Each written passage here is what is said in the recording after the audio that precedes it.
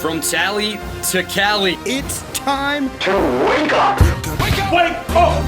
Warchant.com is your ultimate Seminole sports source. And this is Wake Up Warchant, presented by Vitamin Energy. The vitamins. The energy. Now here's Warchant.com's Aslan Hajavandi and Corey Clark. Wake up! It's Wake Up Warchant presented by Vitamin Energy. Coming up on today's show, buckle up. Unlimited coaching staffs coming to college football. What does that mean? What does this coaching staff have at their advantage when it comes to close ball games that Florida State fans might anticipate this coming season? And let's generate some discussion sparked by Cummins. Wake Up Warchant presented by Vitamin Energy, vitaminenergy.com, promo code Warchant BOGO, Warchant BOGO. Use that, buy one, get one free. That's right, buy one, get one free. Clinically tested, clinically proven, the Vitamin Energy Workout Plus, the number one pre-workout shot on the market, 260 milligrams of all natural caffeine, as well as vitamins and nutrients, beta-alanine, arginine, get that pump going, carnitine, all of it helps out, makes your gym experience that much better. Being a Seminole fan, that much better when you subscribe to warchant.com, the ultimate Seminole sports source. Hit the thumbs up, 5-star rating and review. Certainly would appreciate it. That FSU1 promo, by the way, is no longer working, everybody, so hopefully you took advantage of it while you could. I tested it out the other day. It did not work. What does work is Corey Clark for Wake Up Warchant and Warchant.com. Corey, how are you, man? I'm good, buddy. Thanks for asking. I appreciate it, as always. How is my eyes are dilated right now. After my eye exam, got some new glasses since the other ones are at the in the lake. And going to be about 10 days, I guess, till I get my new ones. But, yeah, so I'm a little foggy, like a little blurry, which is giving me a little bit of a headache here as we do the show. So I apologize in advance. Do you have those disposable sunglasses on? No, they didn't give me anything. Man, cold world. And I asked her if it was okay if I could drive, and I think she said yeah, but she might have said no. But either way, I made it home, so we're all good. You did. All right. Talk about a few things while we also mix in some questions from the Renegade Express mailbag. We'll also feature our question of the week, generating discussion sparked by Cummins. Cummins Lifestyle. Follow them on Instagram. Couple things I wanted to touch on here, Corey. Again, we'll mix in some questions with these topics. The unlimited staffs, unlimited coaching staffs, college football. It's now a thing. It used to be 11 full-time coaches, 10 assistants, and then your head football coach. And, there was the whole workaround with analysts and quality control people, things of that nature. However, letter of the law, those folks were not allowed to perform instruction during practice and in games. So, you got a bunch of people breaking down film. And, when we're not there at practice and nobody else is allowed to watch their teams practice, maybe you can sneak in and do some stuff. But now, seemingly, this is opened up the floodgates for coaching sort of prospects to help out with teams. They say quarterback, middle linebacker, and special teams most likely to be impacted by this rule change. Corey, what are your thoughts on the fact that it's no longer me and my 10 guys and my 85 guys on scholarship? It is now me and my 38 full-time coaches and my 109 guys that are some way, shape, or form being compensated right now. So is it and I didn't read the story before we did the show. Is it you still only have 10 position coaches, like actually on-field coaches, but all the other guys that have been kind of having to stand on the sidelines, they now can interact with the players and actually drill the players and coach the players? Or is it just you can have 26 assistants if you want? You can have 3 quarterbacks coach, 2 running back coach, and they're all on the field at the same time. They don't specify. It's just there's going to be different titles, but there's still going to be a receivers coach, obviously. There's still going to be defensive coordinator, but all these other guys, these quality control guys that, are getting paid from, the job they last got fired from, they're every bit as able to be interactive and involved in everything that goes on in a game as Adam Fuller is. Yeah, okay. Yeah, man, I don't know. I mean, you got to assume that means it's going to be like, Alabama and Georgia and Ohio State will have 30 coaches at some point. They already do. They're just going to be actually coaches now. Honestly, I feel like they've found this workaround the last 5 or 6 years in college football. I mean, you would look at Florida State before a game when they're stretching, when the whole team's out there stretching 30 minutes before a game. and there would be as many guys in polos as there would be football players. I mean, it was a 1-to-1 ratio. These staffs are enormous. So I don't know that it's going to add more. I don't know that it's going to be adding any more bodies. And I really think, honestly, at Florida State it didn't happen, but I assume at most other places, these guys that weren't allowed to coach, like somebody in Corey Fuller's capacity, I bet those guys typically were a little more hands-on. You know what I mean? So I don't know that it changes a whole lot. I think these colleges have done a good job of working around the 10, quote-unquote 10 assistant coaches rules, and they've had dozens of assistant coaches for years now. You still are limited to 11 off-campus recruiters. So okay, all right. Those traditional on-field coaches, they also have the ability to recruit guys off campus. Now, the guy that just got fired from the job at Michigan State, that's now your defensive assistant, he can do everything, game planning, play calling, in practice instruction, but he cannot go off campus to recruit. Okay. So that is maybe the one kind of, we're going to keep you a little bit in line. I just wonder what, Nick Saban did some of this and it obviously didn't work out, but I think Michigan fired their linebacker coach in February of 2023 before the season started. And I don't know what he was I don't think he was employed anywhere else, but once Alabama got paired with Michigan in the bowl game, Saban hired him as an analyst. Right. And it's that's, it didn't work out.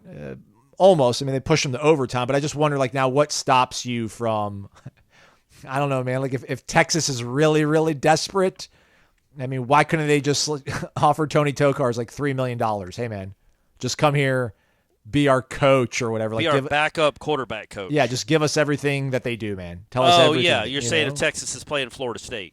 Yeah, just tell us everything they do, man. Everything. And I don't know, maybe at a certain point you'll be looked upon as being kind of like a dirtbag in the coaching community, so you can't do that all that often, but I don't know. I don't know what kind of moral ethic code those guys are living and dying by these days. Well, I would hope that Tony Tokarz has a better moral code than that scenario.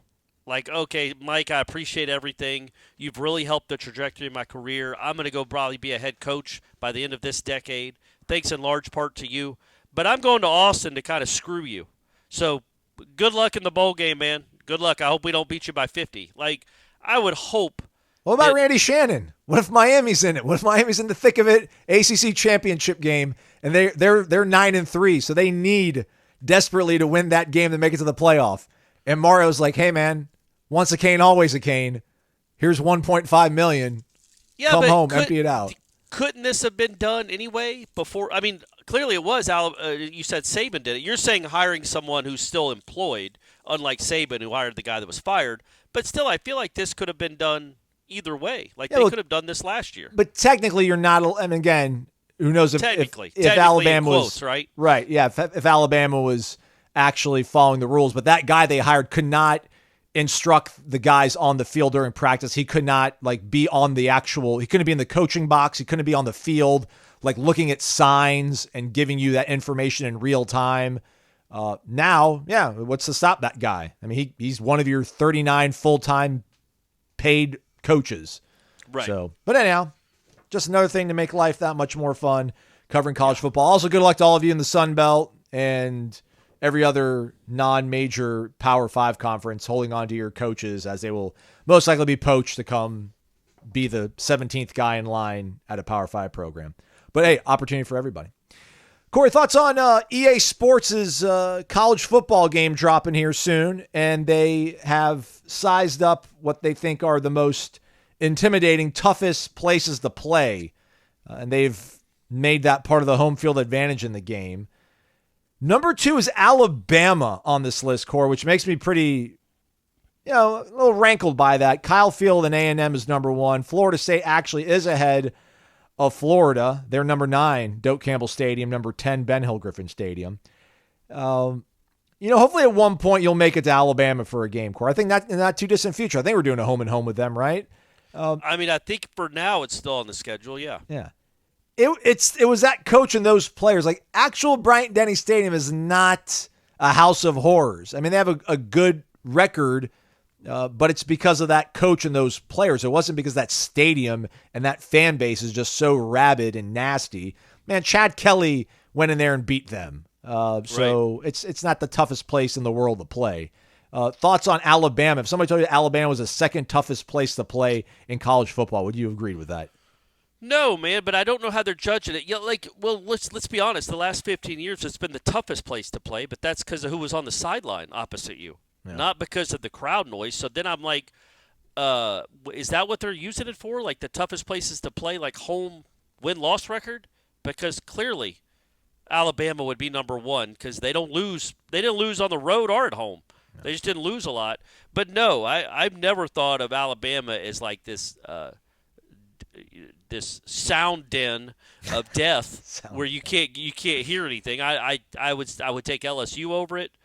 Probably Auburn, the Swamp for sure.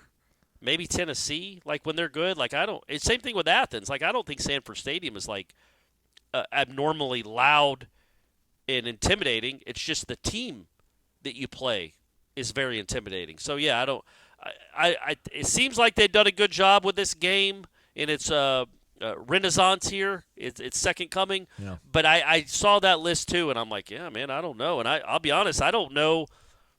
Is Doak significantly louder than Ben Hill Griffin Stadium? Like I feel like the Swamp is. I'm not saying one's tougher than the other, but they're very similar. I don't know how I just don't know how they make those decisions. Yeah. Well, I'm sure win-loss is part of it. Just the hype factor of Osceola and Renegade going out there. It can't be that much a part of it, though, because A&M is number one. Yeah. And they don't win anything ever. Yeah, so capacity, right? Probably part of the the algorithm. guess, but it's like that's not a tough place to play, right? No. I mean, not really. It hasn't proven to be in our lifetime. Coach just got fired. Yeah, right. Every coach they've ever had has been fired. Except for R.C. Slocum, maybe, or the guy that won their last national championship in the 30s. I guess he lived a good life in College Station, but other than that, they've all been fired. They've always been mediocre. For our whole lives, A&M has been mediocre. We'll get to another aspect of A&M, but first question from the mailbag, Seminole Life. Morning, fellas. Regarding realignment, which stadium, football or baseball, in the SEC or Big Ten would you want to go experience? For me, it's Penn State whiteout night game or a night game big time at LSU. Y'all are awesome. Go Noles. Yeah. I've experienced LSU. A night game at LSU. Experienced Michigan. Never been to Ohio State. I've been to Auburn. I would say Ohio State would be one. Penn State's a good one. Yeah. That's a good one. That seems like Camp Randall at Wisconsin seems like a good one too. I've kind of hit all the SEC ones, so don't maybe Ole Miss, but that seems like I want to go there for the pregame, not the actual game. Exactly. Yeah. So if you have to pick a stadium for the experience, I think I'll probably go Neyland for Tennessee. Yeah, that's really cool. It's a pretty remarkable atmosphere and experience. Yeah, I've never been there. Plus the whole maybe being able to reach there by boat would be super cool. And on that same token, maybe Washington? Yeah. Because of that? Washington's always been there. Otherwise, probably Penn State's the right answer, which, by the way, Penn State Beaver Stadium, number 6 on the list for EA, toughest place to play. Camp Randall, number 7. Oklahoma's number 8. Who's ever say anything good about Memorial Stadium? I just never heard anything good about them. Nonetheless, back to this A&M thing here, Corey. So they lost in the College World Series, which I'm sure everybody's aware of. They lost to Tennessee in 3 games. They won the first game, A&M, but then they lost on Sunday and Monday to lose the College World Series to pretty much the most unlikable program in baseball history, I guess. Yeah. They also lost their head coach, which is just, I don't know. I mean, even worse, I guess, like if he won at least, you're like, thanks for the memories. Right. But I kind of think about when Texas got rid of Mack, and I think Jimbo was being flirted with possibly going into the national title game in 2013. Right. And he signed a contract extension, I think before the game, but I imagine like I would have been so pissed off if he would have left even after he won that game. I'd been more mad than when he left in 18 or 17. It would have lessened the blow a little bit, though. You know what I mean? Like, if he gave you a national championship and then he left, you'd be like, okay, well, like Harbaugh. Like, I think Michigan fans are cool with Harbaugh now.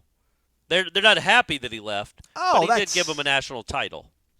Yeah, but that was that was his whole mission statement, was like, come back here, and everyone knew like he wasn't long for coaching in college football. They saw the writing on the wall, but with like Jimbo, it would have been like, man, you're in the peak of your powers, and him going to A&M would not have been equivalent or analogous to this. This would be him leaving to go to Florida.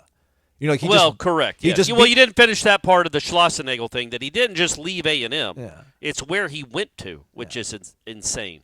Went to Texas. Yeah. He went to Texas. They're pretty big rivals. I don't know if you realize that, Aslan. And in this day and age, with this transfer portal thing that you all love it, all of his players, or not all of his, but like significant amount of talent that he acquired and brought to A&M is now in the transfer portal and probably going to follow him to Austin. So I want maybe can ADs rise up and put that in their coaches' contracts? Obviously, the coaches have all the leverage in the world, but can there be some sort of thing where, like, if you leave, you will not solicit players from this program to join you at your next stop, or something needs to be done, because this is brutal. Is this the most sort of is this going to add venom to a rivalry that really didn't need any help and now is going to be renewed because they're actually in the same conference again? What would this be like baseball-wise for like Florida State if they were to feel this fate of Link Jarrett being pulled away from them by somebody that was close in the rivalry sort of circle? Well, yeah, I mean, it would be the natural thing would be Florida. It'd be like him leaving Florida State for Florida. And yes, it will absolutely fuel that. The way he left was just – look, man, the real problem with college athletics when it comes to coaching and coaching moves and coaching changes and coaching hires is the contracts aren't worth anything. Clearly. You never see the kind of turnover in any other sport, any other organization as you do in college athletics. When was the last time? And it happens sometimes. Like, I think Craig Counsell left the Brewers for the Cubs, maybe something like that happened recently. They fired David Ross to hire Craig Counsell, even though Ross had been dealt a bad hand because of the players he had to coach. But, like, you just don't see this. You don't see guys leave a good job to go to another job. You don't see Andy Reid bouncing to go coach the Packers. Yeah. It's just because their contracts are really good, and they're hard and fast. They're hard to break. Well, I guess somebody's yelling at us about Belichick leaving the Jets to go coach the Patriots. But didn't the Jets want him to do that? I thought that was like mutual. I thought that was kind of a mutual thing, and it had something to do with Parcells. I think Parcells would like handpicked him to be the successor, kind of a thing. Maybe I thought there was, or maybe Parcells was still going to be the GM. I don't remember that. It was 25 years ago. And what did Belichick even ever do? That's right. Except now he's dating a 24-year-old apparently. So good grief, Bill. Good grief. Good work though, I guess, if you can get it. So yeah, that's my biggest issue with it. It's like, what kind of contract allows this guy to just break it? It ain't like he was on the last year of his contract and and not only leave and break his contract, but then go to a rival school. It's crazy. Like, it's harder. It would be harder for me to go to a rival Florida State sports network than it would be for Schlossnagle to go to Texas. And that's absurd. It's absurd. It's absurd that the ADs and presidents continue to do this. Where else is Schlossnagle? Like, Schlossnagle, like, he was coaching at Texas A&M. That's a great job with a great fan base in a lot of recent history and tradition. We're 27 outs from winning it all, man. Yeah, man.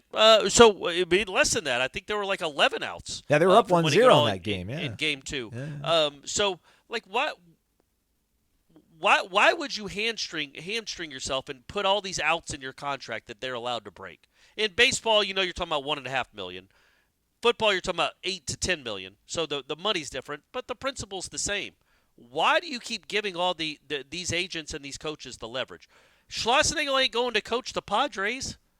Like, this is A&M's one of the best jobs in the country. Make him, if he wants to go coach in an SEC school with that fan base and that stadium and those resources, make him sign something that says, I can't leave. Can't leave. If I leave, I owe you, if I quit or if I go to another job, I owe you $25 million. Oh, is that too rich, Jim? Okay, we'll go hire somebody else who will walk here to coach these players, and coach in front of these fans. So it's just ads and presidents continue to do this, and the genie is out of the bottle. It's apparently never going back in. So this is how it works. But the best part of all of it, Aslan, is his answer in the post game after they lost to Tennessee, where he scolded the reporter for being selfish and asking the question if he would leave A&M soon. Would have absolutely buried him on the pod for that. And I know you guys don't, you guys like when coaches dunk on reporters.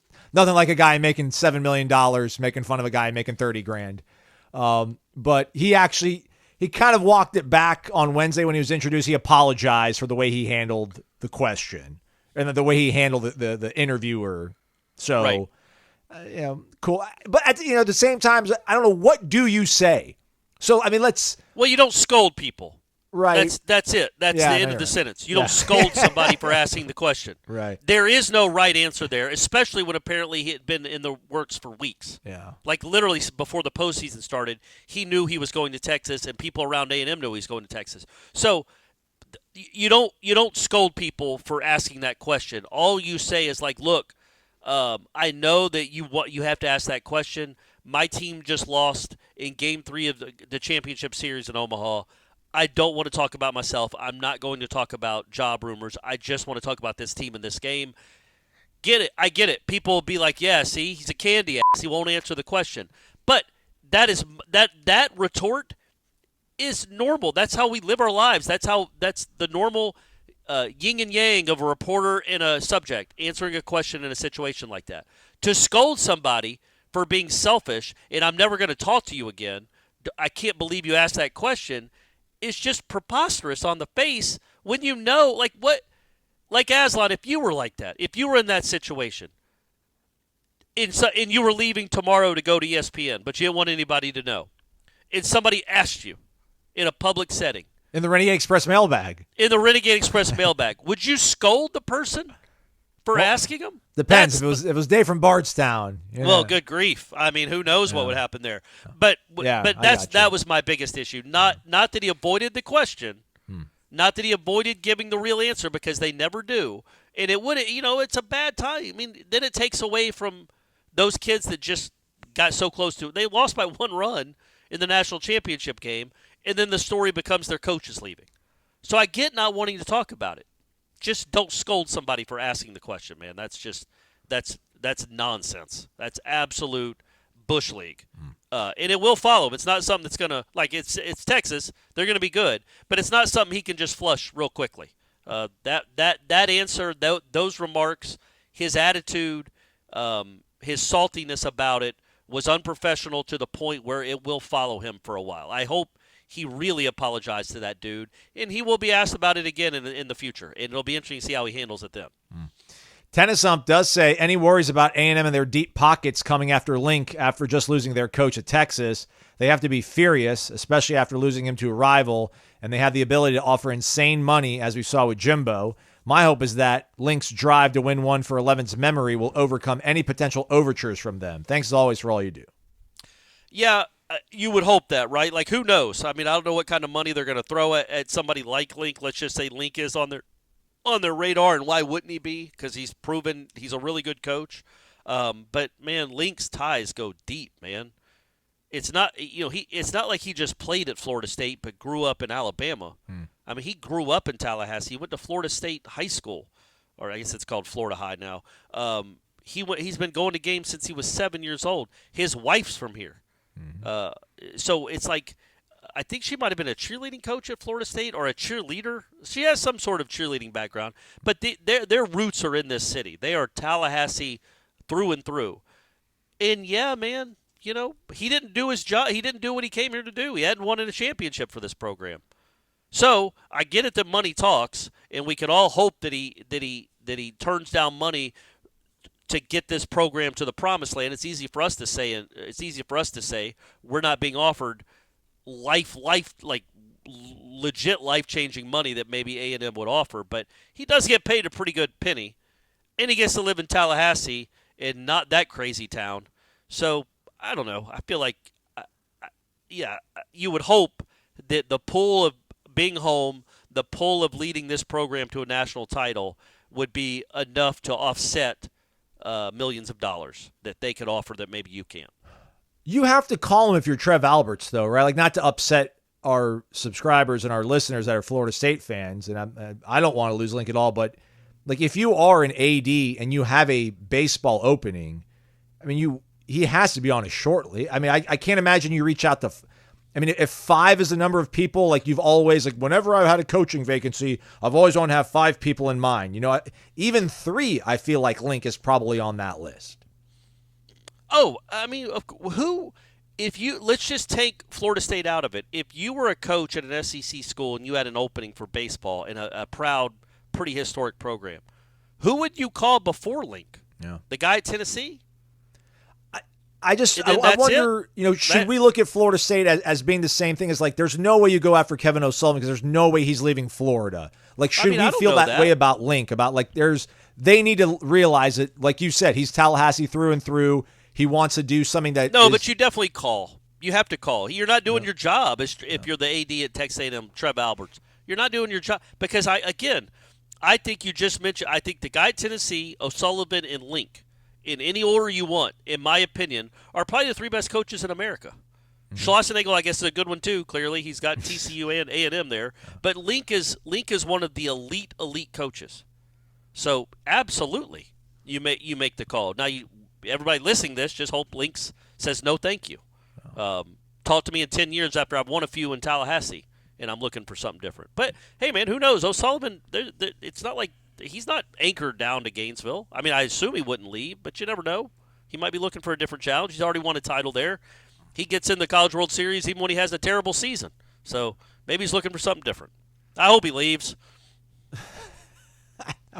That would be nice if he did. I think they're saying what I saw like a day or two ago, and this is maybe even more dated because obviously we record this before you guys are getting in your cars and dropping your kids off and heading to work. But I think like Kentucky's coach might be sort of Nick Mingione might be the top target, which that's great. Trev, focus everything on him. Yeah, go for that's it. Right. You know he can win in the SEC. Link hasn't proven he can win in the SEC, and he probably can. He would be a huge failure. So there's no need to even try, Trev. Bourbon is your friend. It's Dave, Bardstown, Kentucky. Gentlemen, we are now Todd Reboel plus Devin Bush days away from kickoff in Dublin. 59. We're under 30 days until camp opens, guys and girls. Yeah. It's late July, right? It's like July 25th or 6th or something.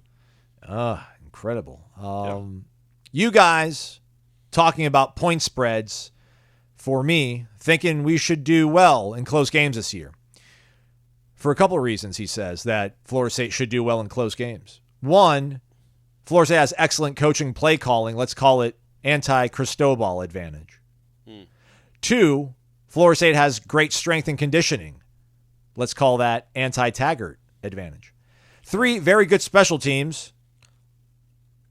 He says parenthetically, I'm not going to say it. 4, and I think we have very good second half adjustments. Do you agree? Would you alter this list of factors that determine close games? Would you consider those factors advantages or disadvantages? Yeah, I mean, they're definitely advantages, and the one that can't be overlooked, legitimately, it's not fun, it's not exciting to talk about. Your special teams are good. You've got a punter that has proven to be one of the best in the country. He was a Ray Guy finalist. He pins teams deep. He rarely lets anybody return off him. They're high, moon scrapers. They're just hard to return. And then you have, one of the best kickers in the country, too. So in close games, like Louisville, like Florida, like name some other ones from earlier in the year, that's a huge advantage to have. Like Mastromato punted, I'm going to guess 10 times against Louisville. Maybe 11, maybe 80. I don't know. I lost count. It was a lot of 3-and-outs with that offense that night. But that you need that kind of stuff to win a close game. Well, actually, didn't he get a punt blocked? Did something happen in Louisville when they got a punt blocked, but then Tatum intercepted the pass? Yeah. Okay. Well, that needs to be cleaned up. But other than that, I feel like the special teams did well in the close games, and that's a very important advantage. Yeah, Norvell's a good play caller. They do seem to be a strong third, fourth quarter team. But that, every team says they are, and every team thinks they have good play callers. They wouldn't hire these coaches. the one thing that you know for sure you have an advantage on almost everybody you play is punter and kicker. That's a good thing to have, man. It's a good thing to have when you're going to be playing close games. But in the mix of things, I think obviously number one, you do want I guess maybe to your point, maybe play calling is maybe overrated, or it's hard to really pinpoint things. It's playing results, right? Like when it goes right, great play call. If Texas gets stuffed on 4th and 1 on that pass against Nebraska in the Big 12 championship game, what an idiot. What an idiot, but it worked. So great I like play that you're call. bringing up that was 28 years ago. I like it, Aslan. I like it. John Malkovich, right? Yeah. Jerk. Cost Florida State a national title. Hope he's happy. The strength and conditioning thing, maybe there's something to that. Because I don't know second half adjustments. I can't pinpoint anything, schematically where it's like, now they're starting to, run more weak side plays in the second half after going to the field side. Now they're going boundary a bunch. They're keeping them off balance. But yeah, special teams, that probably is number one or maybe number two and ahead of strength and conditioning. Although they've got a great S&C program too. It also helps to have a lot of good players that you can rotate fresh bodies in. I wasn't even being sarcastic. Like, not just, yes, it helps to have really good players, but a lot of guys that you feel comfortable playing in the third and fourth quarter, or you feel comfortable playing a couple of drives in the second quarter to give your starters more of a rest. And that, it seems like, at least now, they have that on both lines of scrimmage, which should keep them fresher and better later in games.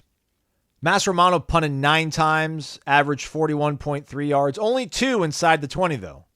Okay. Well, they didn't get a lot of first downs to have him, but they didn't get into Louisville territory a lot. So I can't remember. So Fitz missed the field goal. I don't even remember that. It was 3 for 4, hit 1 from 45, though. I remember that one. The big one was the last one, right? Wasn't that a 40? That was the 45-yarder? Yeah. There was one that made it a 2-score game and essentially ended the game. That was a clutch kick in the rain, too. Yeah. And he made a field goal against Georgia. That was 40 that did that one. The opening points was the 45-yarder. Okay. How many first downs do they have in this game? They had 219 total yards, 12 first downs, Florida State. Yuck. A little paltry. It's not paltry. Those are your plate when you go to Corner Pocket Bar and Grill and get a lunch special, everybody. CPTallybar.com, the website, 2475 Appalachia Parkway, physical address. Daily lunch specials, 11 a.m. to 3 p.m. for only $8.99. Thursday, cheesesteak sandwich, chicken or steak, your choice, as well as from their plethora of side dish options. Again, all for only $8.99 from 11 a.m. to 3 p.m. And don't forget, later tonight, bingo night at the CP. Win some cash, y'all. Multiple opportunities up there to win some cash during bingo night. Anything fun? Also, they'll get soccer on for you. I think the U.S. is playing tonight. Yeah, Copa America. They're playing tonight, so you can ask for soccer. It'll be up there. Obviously, all the baseball games, the Major League Baseball games you want, if you don't want to pay for the package yourself, you just come to Corner Pocket and say, hey, I want to watch the Twins and the Pirates, and they'll put it on one of the TVs for you. Boom. But who would want to do that? Who in the world would want to watch the Twins and the Pirates? It was just an example, but they will do that for you. Jeff Cameron probably would want to watch it. That's true. And Jamie Quinn / Lang. Yeah. Tom Lang's wife is a Minnesota Twins fan. So, no kidding. Yeah. Well, I guess I know people that would want to watch that game. Yeah, it's funny. Like, as a kid growing up, like the Twins were something, I remember, man. I watched them win a World Series against the Braves. Jack Morris. How did he do it? How did he pull that off? I don't know, man. That's still in friggin' Lonnie Smith. You want to talk about bad base running? We all saw what happened in Omaha with Florida State in that last game. Lonnie Smith has the all-timer that cost the Braves. Like, even if Jackson West and Max Williams and Cam Smith run the bases well, they probably don't win that game, and then they really probably still don't win the World Series. If Lonnie Smith just isn't a buffoon on the bases in Game 7 of the World Series, the Braves win it. But it didn't happen that way. Oh, man. It's fine. I don't remember it. I barely even remember it. Of course, he's going to wash away his sorrows over at the Corner Pocket Bar and Grill. Right. Go hang out with him, everybody. Man, I'm not even going to do all the preamble on this. Look through all the questions. This one is going to generate the most discussion, I feel like. Fire up the generators. Fire up the cameras. Let's do it. Generating discussion presented by our great friends over at Cummins. Just follow them on Instagram, everybody. Cummins Lifestyle. It's all one word. And give them a follow. Go to warchant.com. Post your questions every single week into the Renegade Express mailbag. Best question gets entered into a monthly drawing to win some free Cummins swag and an entry into a grand prize drawing at the end of the year for either a portable generator or a portable power station. With all that said, Corey, the question comes from our guy, Grumpy BK. He's been doing some observing of the rosters and says he can't break the thought that the 2024 team resembles the 2012 team on paper. Position group by position group, how does the 24 roster stack up in your opinion? Now, he went ahead and did this, man. And he says, I don't have to read the entire sections below, but feel free to use for reference. Running backs, you got Roydell, Toafili, Jalen Lucas versus Devontae, James Wilder, Chris Thompson. Defensive backs, you've got Azarie, Shaheem, Fentrell, Earl Little versus Terrence Brooks, Darby, Joyner, Xavier Rhodes. Your kickers probably not as good, Dustin Hopkins, but your punter is better, Master Romano over Beatty. What do you think 12 versus 24, Corey Clark? Look, man, no, this team does not have more talent than the 2012 team. And understand that team was 12-2 and really was it was just remarkable they lost that game in Raleigh. That was a 13-1 potential national champion, most talented roster in the country. You don't have that kind of talent. You just don't. Are you a better team though? Because you don't have Bjorn Werner and Tank Carradine at defense. But you've got Marvin Jones Jr. and Patrick Payton. You've got, yes, and they might end up being good. I don't know if they're first round good. Bjorn Werner was great. I don't know that Azarie Thomas is Xavier Rhodes good, because Xavier Rhodes was awesome. Overall, you don't have a secondary with Terrence Brooks, LaMarcus Joyner, and Xavier Rhodes in it. P.J. Williams was like a backup. Nick Wasom started that year. Darby was kind of a backup on that team a little bit. Jernigan. You just go on and on. The offensive line, 4 of those guys were drafted by the NFL. I don't think you have that. EJ was a first-round pick. I don't think DJ is as good as EJ, but DJ is a reasonable facsimile to EJ. Easy for me to say. I think overall, no. If you're looking at the roster, that you're not going to have a team that's as good, that's as talented as the 2012 roster, because that team, the guys on that team will tell you they probably should have won a national championship. They're mad that they didn't. But this team has more experience than that team. By and large, it's an older team. And, you don't have to be 12-2. You don't have to be a 12-win team to get to the playoff anymore. You don't. I think that when you look, I don't know that there's a position group other than punter where you'd say, okay, the 2024 team is definitely better. I just don't. The 2012 had Rashad Green, Roddy Smith, Kelvin Benjamin, sort of, but not really. He wasn't really Kelvin Benjamin yet. The running backs, Chris Thompson was awesome. Yeah. I don't know that you have, and then Devontae Freeman was an all pro in the NFL, so I don't think you have that either. But what you have is experience, a lot of college experience, and guys that have proven they can play and play well at this level, and that's kind of what you need.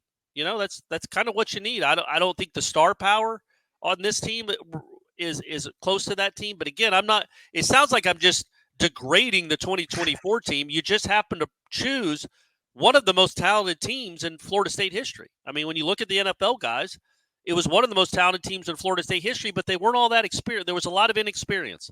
There were a lot of guys really starting for the first time, like a Terrence Brooks, Darby, getting their first real playing time. Kelvin Benjamin, Nick O'Leary even was getting his first real playing time as a part of the offense. So they took some lumps maybe, and they weren't as dominant as they should have been because of the inexperience. Well, this team certainly has an edge in experience, and that matters a lot in college football. It does. It's just not. It's not on the same level, I don't think, as the 2012 team is as far as a pure NFL talent. I don't want to break it to our guy, but Greedy Vance is no longer here. But Terrence Brooks, pro. Darby, pro. Joyner, pro. Xavier Rhodes, pro. For long times. Like Azarie Thomas, 7-8 years. pro. Shaheem Brown, pro. Earl Little, pro. Fentrell Cypress, maybe pro? Yeah. Conrad Hussey. Yeah, I mean, so I don't know. I don't want to besmirch the 2012 team because, it was one bad game, man. Like, really. I mean, I know the Florida game was another one as well, but I feel like I think receivers are better in 12 than you are in 14. I'll give a push on defensive ends. What he's got listed there, defensive tackle, I'm giving the edge to 12. 2012 linebackers considerably better. I give the edge to defensive backs. Specialists, I'm giving the edge. I'm giving the edge to 24. I think Mascherano is that much better than Beatty. Hopkins isn't that much better than Fitzgerald. He's better, but not by as much of a margin as Mascherano is to Beatty. All right. Okay. Running backs, I'm giving a significant edge to 2012.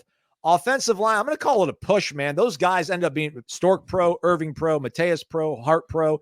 Man, Bobby Hart's still in the league getting a paycheck. Trey Jackson Pro.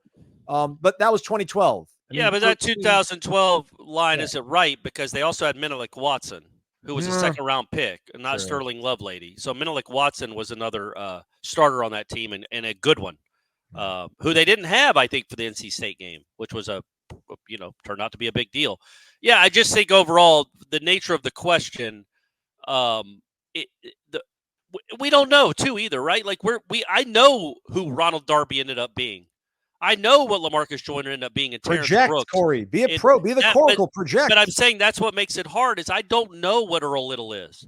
Earl Little might make me look like an idiot because 10 years from now, he's the NFL MVP. Like, I have no idea about Earl Little. None. So that's what makes it hard is we have the hindsight of the 2012 team and how talented it was. We don't know how talented these guys are going to end up being from an NFL standpoint. It's a good question, though. It's a fair question. And if they have a 2012 type of year, we'll all be happy. Just because you don't even play NC State this year. I tried, everybody. I tried to project out. So I gave you the edges. You can add up the edges and the significant advantages to each significant or each segment and figure it out. While you do that, though, head over to Cummins Lifestyle over on Instagram. Give them a follow. Look at these places. Look at these things they generate and create. Florida State folks behind this partnership with Warchant and Wake Up Warchant. So go follow them on Instagram. It doesn't cost you a single penny. Just show them that you're listening to the pod. All right, last one here on the way out, Corey. A little bit of an abbreviated show. We're going to have another one dropping for you folks tomorrow. Figure we give you 30 and 30 as opposed to, hour 15 and then nothing. Squadoosh. Let's go to Naples. Our guy Mark M. Adam, CZ, wake up, getting closer, camp right around the corner, position battles galore with really good college football players involved. I think I'm jacked already because I ordered a new Florida State landscaping stone for the front yard. If my HOA or neighbors complain, I'll have that covered. That's right. He's Mr. HOA. Shanna has one of those at her house in Georgia. New thread on the Tribal Council discussing Miami, Florida opener, who you got and why. First, I hope they tie 0-0 in the most boring, penalty-ridden college football game in decades. But if either has to win, to me, the answer is easy. 9-6 Florida. Very boring game again. Miami, their hype dies immediately. The hype will be gone before November anyways, which is a Miami tradition, so they'll get it over with early. Florida wins, think they've made progress under Napier, and he has a better shot at surviving the season and being retained in the future. Probably still doesn't survive the season, but chances are better. Do you guys agree? Can't disagree vehemently. Yeah, I definitely think if Florida loses to Miami out of the gate, again, I don't know that Napier will be coaching against Florida State anyway. That just makes it, I don't know, it's hard to predict, 10% more likely that he'll be gone by the time Florida State comes along. Like if he wins that game, there's a chance, okay, instead of being 6-5 going to that game, they're 7-4, and they're like, okay, we like what we're seeing. He's going to stick around another year. But if he loses that game to go along with some surefire losses later in the year, he might not even make it to Florida State. And then obviously if he loses to Miami and Florida State, it's probably wraps on his tenure. And yeah, I agree with the first part even more. Like Miami is genuinely excited about this team and rightly excited about this team. Like this is a pretty good college football roster they have here. And they got a really good quarterback or a guy that's been really good on the other side of the country. So they're excited and with good reason. Like they're genuinely like, okay, Miami's legitimately thinking to themselves, we can be in the playoff. We got a top 12-ish team, and I don't disagree with them. It's a good team. That's going to be a really tough game for Florida State. But they could quit by the end of September if they lose that first game to Florida. That's all I'm throwing out there. So I think it behooves Florida State fans because you want them both to lose. I get it. It's a lose-lose situation here because one of them has to win. But if one of them has to win, I think you'd rather in this instance Florida win to really kind of knock some spirit out of the Miami resurgence talk, and then also maybe let Napier get closer to keeping his job. I mean, I'm looking at their schedule, and we sit here and joke about how hard it is, and it is. I mean, Phil still ranked it as the number one toughest schedule, but like if they beat Miami, like playing at home against A&M, breaking in a new coach, going. Yeah, but it's not a guarantee, right? Like I feel like yes, they should beat A&M, but what are they like? It's probably a 6-point spread. So it's almost a coin flip. Yeah, Go ahead, sorry. Maybe a little tired. But I'm just saying, like, if they beat Miami, you're like, all right, well, they'll obviously beat Samford the next week. They probably have enough confidence to hold serve at home against A&M. Then you go at Mississippi State. You're 4-0. I mean, that's not ridiculous. Like if they lose that Miami game, you're like, oh man, they could easily probably lose at home against A&M. And if they lose that one, they're not going on. I mean, Mississippi State's breaking in a new coaching staff as well. But so that Miami game probably is much more pivotal. Do they not play South Florida? They play UCF after Mississippi State. Oh, okay. All right. I think when you look at that, other than Samford, all of those games are winnable, especially because you mentioned two of those SEC teams have new coaching staffs, and you're usually going to take lumps in your first coaching staffs. But I'm sure those fan bases are thinking, well, one of the wins, we're not going to have a ton of wins this year. One of the wins we should have is against Florida, especially Mississippi State is probably thinking, well, we should be able to beat Florida at home. So that being said, I just feel like those are kind of coin flippy games, and they're if they play well, they can win. They can lose all those games, and they can win all those games, except for the Samford game, which should be an easy dub. Those other four, man, they could. You're right. They could be 5-0, or they could be 1-4. The truth is, they'll probably be 3-2-ish, 2-3-ish, somewhere in there is where it will probably be. Right. But you're right. That's the juggernaut is the second half of the season. The first half they could get some traction. That's why if you're right, if they beat Miami, that does give them some positive traction going into the second half of the season. But yes, if they lose to Miami, it could be an avalanche pretty quickly. I also wonder about our guy Red hanging out with Andy up at Shawshank and talking about hope and how dangerous it is. And if you're a Florida State fan and you really want to play that 3D chess, I mean, just imagine if Miami's really feeling it. Yeah. Like Bruce Feldman's down there with Fox and they're doing their pregame show in Miami for some sort of game, or they're in Gainesville for that one and they're gassing up the Canes, and Mario's got his fingerprints all over this thing. And they feel really good. Like don't you kind of want to deliver the dagger to them? Like in their own arena in October or November, whenever the heck we play them. Like, don't you want to spoil it for them? Like, let them feel that? Because they've always thought they're back. But I think even 17, they kind of thought it was a little fugazi. But I think they beat Florida and they roll through most of their early part of their schedule. They're really going to think that they've got this chance to make it to a playoff and everything's lining up for them finally. Like, we've been lost in the wilderness for 20 years now, finally. Right. But then you step on them, step on their throats. Bring them back to, but the problem is they could play again in Charlotte. It's not like their season is over. But yeah, I get it. Like, that's what I'm saying. This is not a win-win. It's a lose-lose. But there's good and bad. The beauty is one of them does have to lose. So there is a narrative that will get started immediately that Florida State fans will be happy about, one way or the other. Whether it's Miami, oh, poor Miami, I guess you aren't back. Or Florida, oh, man, looks like you might have to hire a new coach again. There's all these narratives that will start immediately after that game. More narratives to come, 1 to 3 o'clock. Jeff Cameron Show, if I'm not mistaken. Recruiting show, live recruiting show, Corey. Michael Langston, Matt Lasser, I think, will hop in every now and then. Myself, 7 p.m., live on YouTube later tonight. Join us for that as well. We've got you covered, even though it's a dead period, Corey. It's a dead period, but these kids are starting to commit now because they've been on all their OVs, their official visits. Yeah. So stay tuned for that. We'll be back with another show for you folks tomorrow with the rest of these questions in the Renegade Express mailbag. He's Corey Mazon. Thanks for listening to Wake Up Warchant, presented by Vitamin Energy.